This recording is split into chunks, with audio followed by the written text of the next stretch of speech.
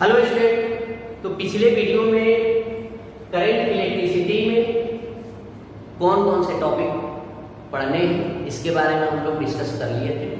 वो सारे टॉपिक के बारे में हमने बता भी दिया था उस टॉपिक के अंदर क्या पढ़ना है। तो इस वीडियो में हम लोग इस चैप्टर को स्टार्ट करेंगे, यानी कि इसका फर्स्ट टॉपिक है इलेक्ट्रिक करंट। देखो, इलेक्ट्रिक करंट के बारे में तो हम लोग बचपन से ही लगभग छोटे छोटे डेफिनेशन के फॉर्म में पढ़ते आ रहे हैं, जैसे 10th में भी पढ़े, 12th में भी पढ़े और यहाँ पर भी हम पढ़ेंगे।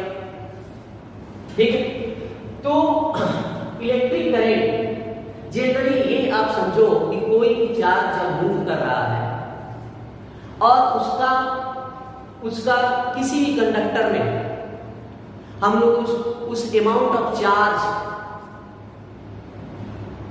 Amount of moving charge time के रिस्पेक्ट में जब कंसीडर करते हैं तब तो उसी को हम लोग इलेक्ट्रिक करंट करते हैं। यानी कि जितना अमाउंट ऑफ चार्ज ज्यादा होगा in the respect of time, amount of moving charge ज्यादा होगा कंडक्टर में, उतना ही ज्यादा करंट होगा। यानी कि पूरा ये electric current amount of charge पर डिपेंड करता है कि जो मूव कर रहा है चार्ज वो कितने अमाउंट में, नॉट रेस्ट चार्ज। ठीक है, तो अब हम ये करते हैं कि मोशन यानी कि चार्ज जब मूव कर रहा है तो उसको हम करंट की तरह ट्रीट करते हैं, यानी करंट की तरह कंसीडर करते हैं। तो बहुत बार ये सुनने में आता है, कई बार बच्चे भी पूछते हैं इसे कि सर कंडक्टर है और कंडक्टर में फ्री इलेक्ट्रॉन्स होते हैं और फ्री इलेक्ट्रॉन्स होते हैं, उसमें भी इलेक्ट्रॉन मूव कर रहे हैं, चार्ज मूव कर रहा है, तो क्या उसमें भी करंट होता है? तो ऐसा नहीं। देखो, कंडक्टर के कंडीशन में होता क्या है कि चार्ज जिग-जैग मोशन में रहता है, यानी कि रैंडम वे में मूव करता है, कोई उसका एक पर्टिकुलर डायरेक्शन नहीं होता। और पर्टिकुलर डायरेक्शन ना होने के कारण जब ये माने कुछ इलेक्ट्रॉन इधर मूव कर रहे हैं, उधर मूव कर रहे हैं, इधर मूव कर रहे हैं, सारे इलेक्ट्रॉन अलग अलग डायरेक्शन में मूव करते हैं और एक पर्टिकुलर एक इलेक्ट्रॉन पर इलेक्ट्रॉन का डायरेक्शन फिक्स नहीं होता। ठीक है, तो इसके कारण जब उनके करंट का छोटे छोटे करंट ये डेवलप करते हैं, ऐसा नहीं है, लेकिन जब इनका समेशन होता है तो वो वैल्यू 0 आ जाती है। तो इसलिए फ्री इलेक्ट्रॉन्स की वजह से केवल करंट कंसीडर नहीं किया जाता, ना फ्लो होता है। ठीक है, वो नेट करंट 0 हो जाता है। तो मूव करना ही केवल जरूरी नहीं, एक पर्टिकुलर डायरेक्शन में मूव करना जरूरी है और डिस्प्लेसमेंट ट्रैवल करना जरूरी है। और सभी का अगर इलेक्ट्रॉन है तो सभी इलेक्ट्रॉन्स का डायरेक्शन सेम होना चाहिए। पॉजिटिव चार्ज कंसीडर कर रहे हैं तो पॉजिटिव चार्ज का डायरेक्शन सेम होना चाहिए, सारे पॉजिटिव चार्ज का डायरेक्शन सेम होना चाहिए।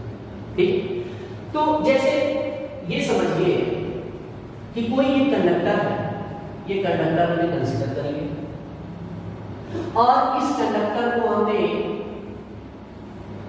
देखो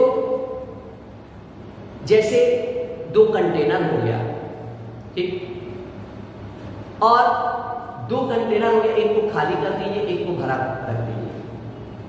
ठीक, तो और दोनों को पाइप से कनेक्ट कर दीजिए। तो दोनों को पाइप से जैसे ही कनेक्ट करेंगे तो वैसे ही ये दोनों को तो कनेक्ट करने के बाद वाटर का फ्लो कहां से कहां होता है, जो भरा है भरे से खाली है, यानी कि जो फील्ड है कंटेनर फील्ड से अनफील्ड में जाता है, यानी फील्ड वाले को हम हायर कर सकते हैं और अनफील्ड वाले को लोअर कर सकते हैं। अनफील्ड वाले में थोड़ा बहुत अगर लिक्विड है भी तब भी वो ज्यादा से कम की तरफ ही जाएगा। तो उसी तरह से चार्ज का भी ये नेचर होता है कि पॉजिटिव चार्ज के रिस्पेक्ट में अगर हम कहेंगे तो ये पॉजिटिव चार्ज हमेशा higher potential to lower potential move करता है और नेगेटिव चार्ज उसी के उल्टा लोअर पोटेंशियल से हायर पोटेंशियल मूव करता है। तो हमने मान लिया कि इसको हमने पोटेंशियल डिफरेंस दिया, मतलब ये ओवरऑल चार्ज को मूव करने के लिए पोटेंशियल डिफरेंस देना ही देना है। अगर पोटेंशियल डिफरेंस आप नहीं देंगे चार्ज मूव नहीं करेगा। तो हमें पोटेंशियल डिफरेंस है, ठीक है, यहाँ पर मान लो ये पॉजिटिव रहा और ये निगेटिव रहा। अब पॉजिटिव ये निगेटिव है, इसका मतलब ये पॉजिटिव और ये निगेटिव। होता क्या है, कंडक्टर में इलेक्ट्रिक फील्ड प्रोड्यूस हो जाती है पॉजिटिव से निगेटिव, ठीक। अब ये इलेक्ट्रिक फील्ड प्रोड्यूस हो गई, इसमें जो फ्री इलेक्ट्रॉन्स हैं वो फ्री इलेक्ट्रॉन्स इधर मूव करने लगते हैं इलेक्ट्रिक फील्ड के अपोजिट डायरेक्शन में। एक्चुअली हम ये पढ़ चुके हैं फर्स्ट चैप्टर में कि अगर इलेक्ट्रिक फील्ड है और इसका डायरेक्शन ये है, इसमें अगर पॉजिटिव चार्ज रखोगे तो ये इलेक्ट्रिक फील्ड के डायरेक्शन में मूव करता है, अगर इसमें नेगेटिव चार्ज रखोगे तो ये इसके अपोजिट डायरेक्शन में फोर्स एक्सचेंज करता है। बात समझ आई? किसी भी चार्ज को जब हम इलेक्ट्रिक फील्ड में रखते हैं तो फोर्स एक्सपीरियंस करता है, positive charge along the direction of field, negative charge opposite direction of field, ठीक है।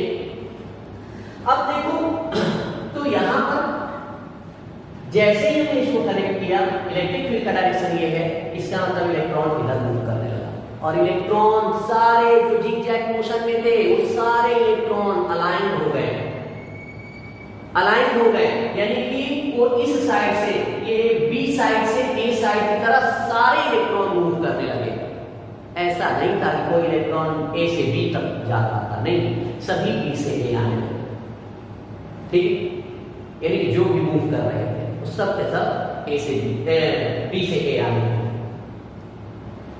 तो वो टोटल चार्ज यानी कि उनका रेट कंसीडर किया गया, यानी कि the rate of flow of charge with respect to time, यानी कि उनके फ्लो ऑफ चार्ज टाइम के रिस्पेक्ट में कंसीडर किया गया और उसी को बोला गया इलेक्ट्रिक करंट, ठीक।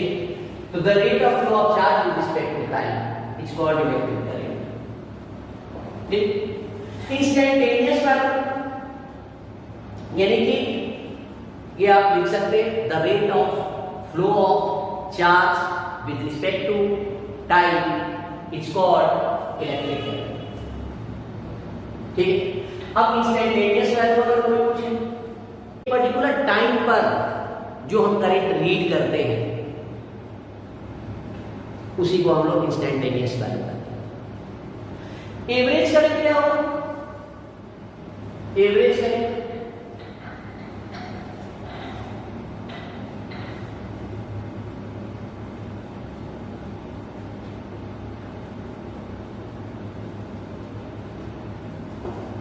एवरेज करंट का मतलब क्या है कि किसी भी कंडक्टर, जैसे ये कंडक्टर है, इसको हमने पोटेंशियल डिफरेंस प्रोवाइड किया हुआ है,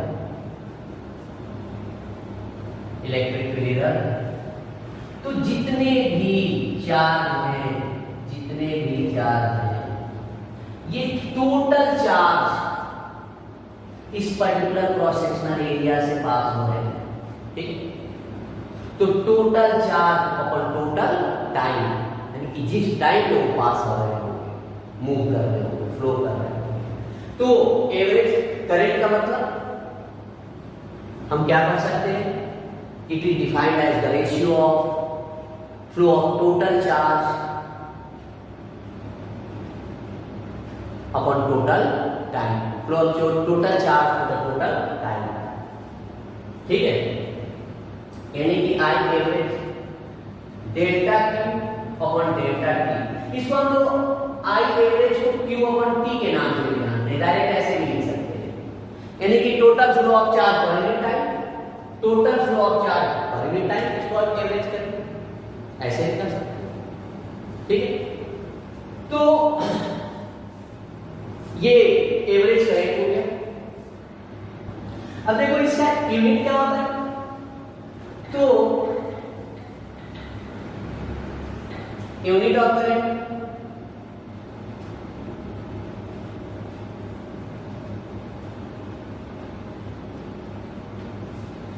यानी I इसको हम जान रहे हैं Q अपॉन T, तो देखो इसको मान लेते हैं I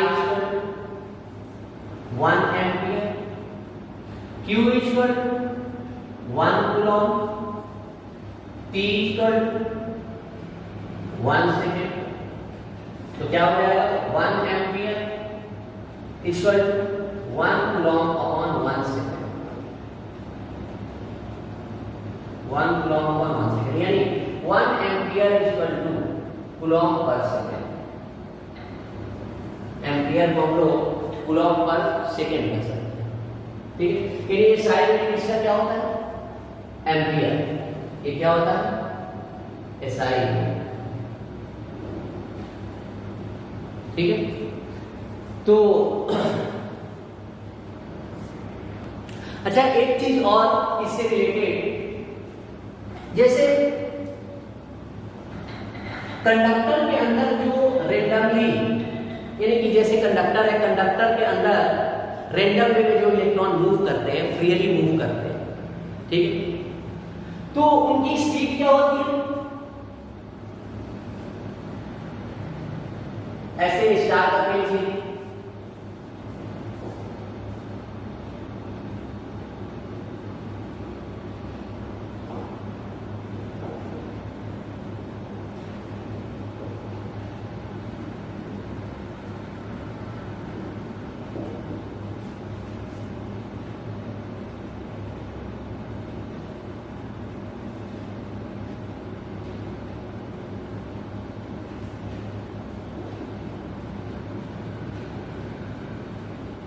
in the order of 10 to the power 5 meter per second, 10 to the power 5